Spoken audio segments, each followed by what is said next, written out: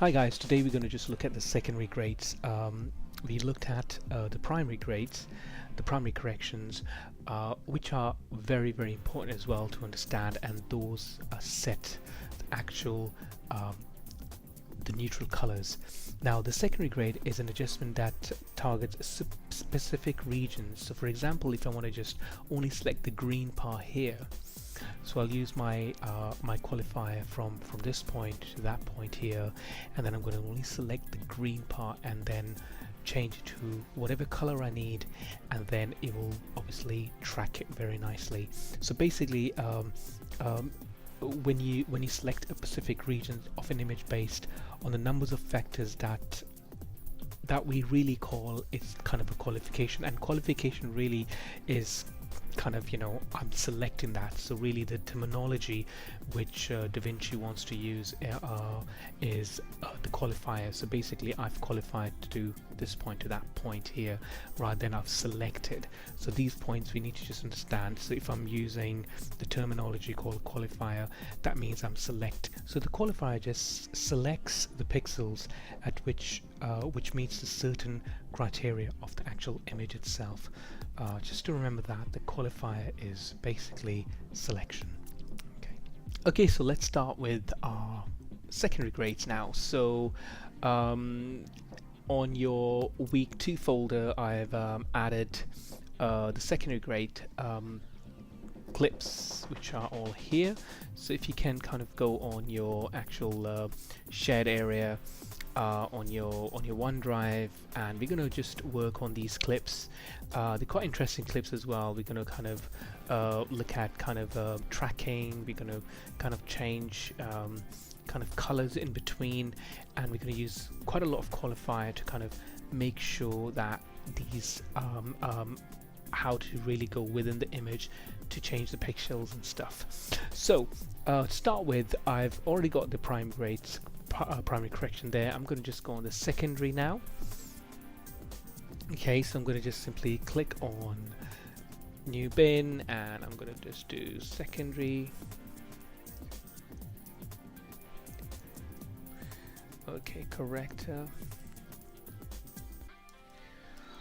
Okay, and I'm going to just, while I've got all the clips here, I can just simply drag these clips and bring them down here. So now I've got all these clips there.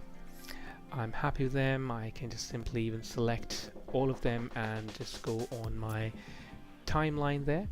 And I've already got some clips there already, but what I need to do is I've already got this timeline. Remember what we were working on last week, just reading the image itself. Just make sure that you have looked at the videos of how you can read this image with the Luma form as well, which is quite important before you go into the secondary grade. So let me just create a new timeline. If I go to file and new timeline, I'll just call it NM secondary, and I'm happy with one track, one here, stereo file is fine. Great, so that's my new sequence file which I'm working on, and I'm going to just drag this image here. There you go.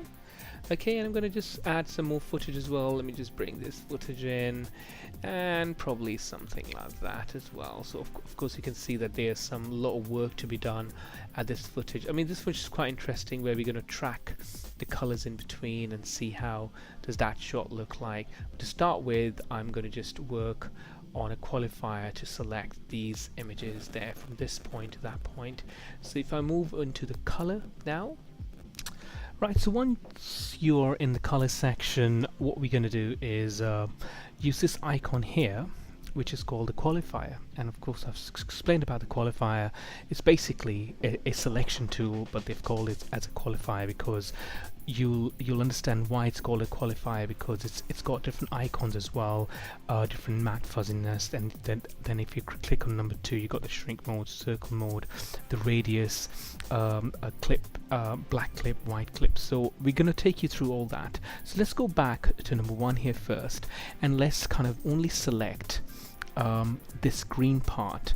So the way you select the pixels rather than just clicking on a particular pixel, what I'm going to do is select from this point, drag from here to here. So I'm going to select the qualifier, make sure I'm selected on this picker. Okay, I'm going to show you what minus and plus means. So if I'm going to if I go in the picker there, I'm going to just go from this point and I'm going to select from this point. As soon as I do that, you can see on my node here the rest of it goes gray, and the only part which is selected is the green. And to kind of more visualize, if I just kind of come up from the node and just simply click and expand my viewing, just right on the top here is called your highlight. So if you just click on the highlight part, and you can see very clearly what I've selected. Now the key thing to this is I can go into my qualifier and I can start selecting mainly my green part. The more I expand, the more the green is going to be selected. If you can see that this part is all gray, so the more I expand that, you see the more I'm doing it, hopefully that'll work out nice. So as soon as I start moving on, you can see that other part gets kind of, the lighter green is getting selected. So let's move in a bit more to just only kind of select the actual green grass itself. So that's fine. And the key thing to this is, if I want to really see in the Luma form, so if I just simply click on here on the highlights, and you can see from this point the black and white, which probably you've worked on Premiere, you worked on Nuke and After Effects.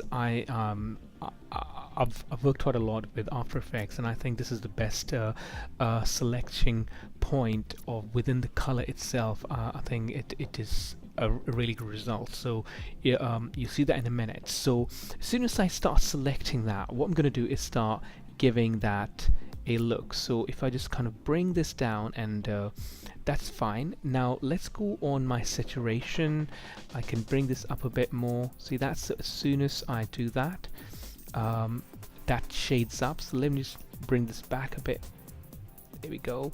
And from here, with luminance, I can kind of bring it up more from this point, and you can see the more I'm dragging into my left on the highlights, see, and I'm gonna do that.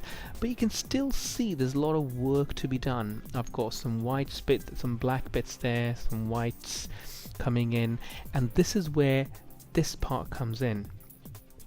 Okay, but to start with, if I just go on this plus sign here, I can just start clicking on more on this side here, so you can see that I can kind of increase my kind of plus signs there. There we go, that's all gone. But then again, it just kind of ruins it. As soon as I click on a particular pixel where it selects the gray, and see how the gray is all selected. So let me just undo that.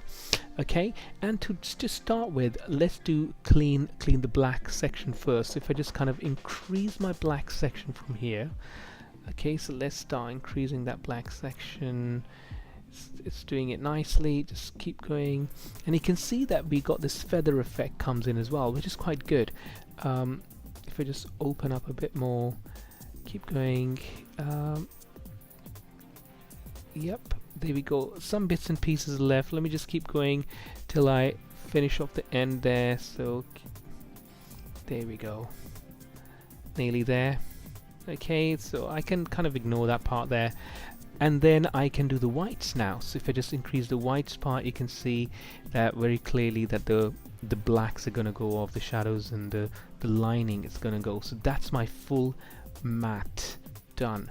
So I've got my whites and black purely in. So I can now, what I'm going to do is I'm going to reverse this back. I'm going to invert that back. Okay, so I'm going to click on here. Okay, and I've still got some bits and pieces there. Let's get the whites in more and just kind of tidy this up a bit more. Let's get this in. Okay, and what I'm going to do is add a bit more black there, and I'm going to just add a little bit of blur radius. There we go.